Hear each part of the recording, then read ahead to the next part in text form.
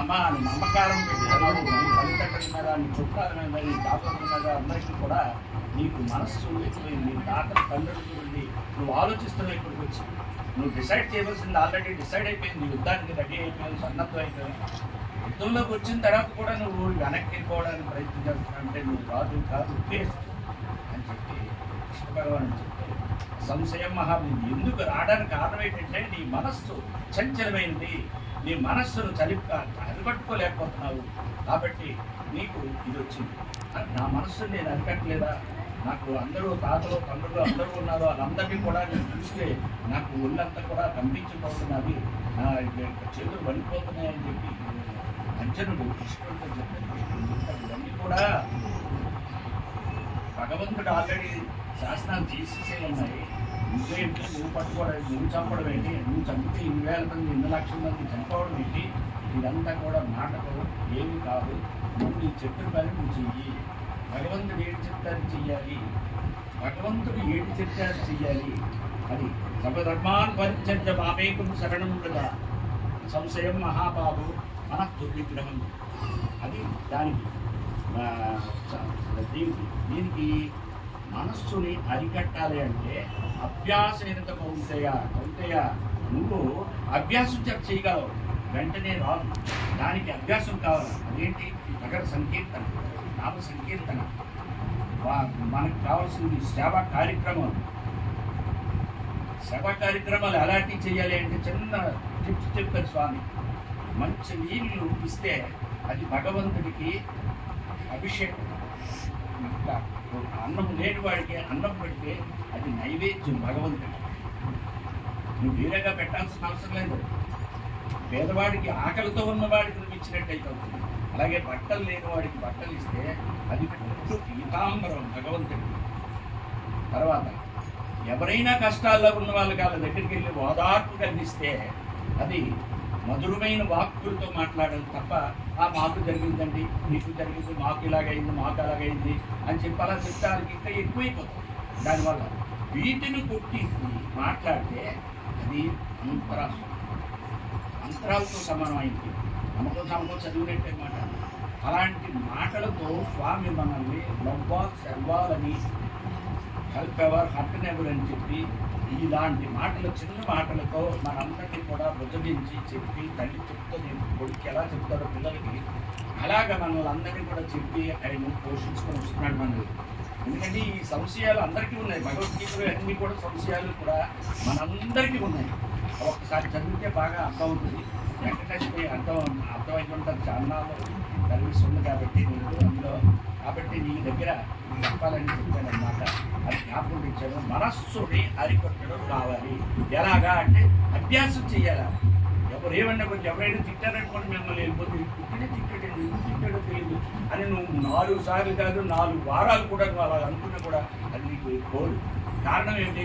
సరే ఎప్పుడో నేను ఎవరినో అన్నాను, ఓకే సరే ఎప్పుడైతే వదిలేస్తారో అలాంటివన్నీ కూడా అప్పుడే మనకు మనస్సు నది కదా. నువ్వు ఏం చేస్తావో చెయ్యి. నేను ఇలా బయటికి నేను వెళ్ళాలనుకోండి ఎవడో వస్తాయి. వచ్చిన తర్వాత వెళ్ళాలనుకున్నాను ఎవడో వచ్చాడు, చుట్టాలు వచ్చాడు, ఎలా మానేస్తాడు? మాండం చేయలేదు. నేను వెళ్ళాలని అనుకున్నాను. నా మనస్సు అంగీకరించింది. నేను వెళ్ళాలనుకుని బాబు నువ్వు ఇక్కడే ఉండి నేను గంటలో వస్తాను అది. అలాంటివి స్వామి ఎన్నోసార్లు చెప్పారు. మనకు ఆటంకాలు రావడానికి కారణాలు ఉన్నాయి. మన మనస్తే మనం వెళ్ళాలని మనస్సులో ఉంటే ముందుగా ఉంటే ఎవరు ఆపలేదు.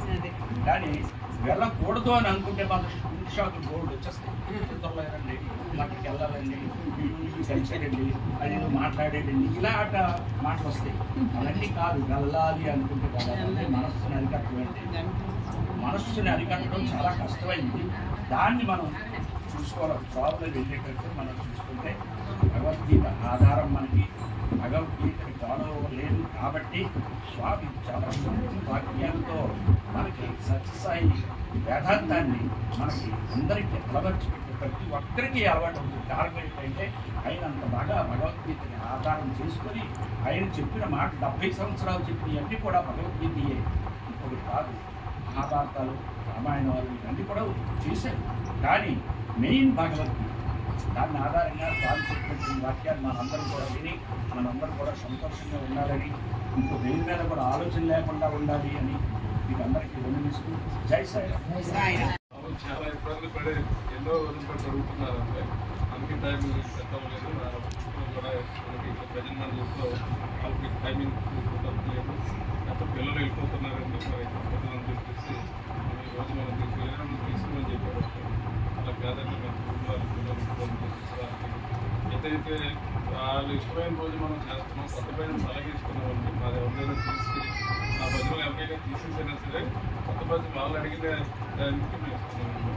సో మేము మాటలో వచ్చి మేము చేసుకుని వెళ్ళిపోతున్నామండి. మీ భజన మీకు చేయండి జరిగింది. ఇబ్బంది లేకుండా మనకి స్వామి మనకి కార్యక్రమం దివ్యంగా జరిపించారు. అలాగే మనకి రేపు ఉదయం నగర సంకేతం మన సాయి మందిర్లో ఉంటుందండి. అలాగే 9 రోజులు నవరాత్రులు దాన్ని విఘ్నేశ్వరుని మన కార్యక్రమం దివ్యంగా పూజలు జరుపుకున్నాయండి. రోజు మెసేజ్ పెడుతున్నాం రేపు ఏ పూజ అని చెప్పేసి. ఆ పూజా కార్యక్రమంలో అవకాశం వాళ్ళందరూ కూడా ప్రతిరోజు పూజకి ఎక్కడ అవుతున్నారు. ఈరోజు కూడా చక్రవంతులు మనకి పూజా కార్యక్రమం ఈరోజు జరిగింది. రేపు మందార పువ్వులతో రేపు పూజా కార్యక్రమం ఉంటుందంటే 10 గంటలకు. स्वामी सत्य साई हरे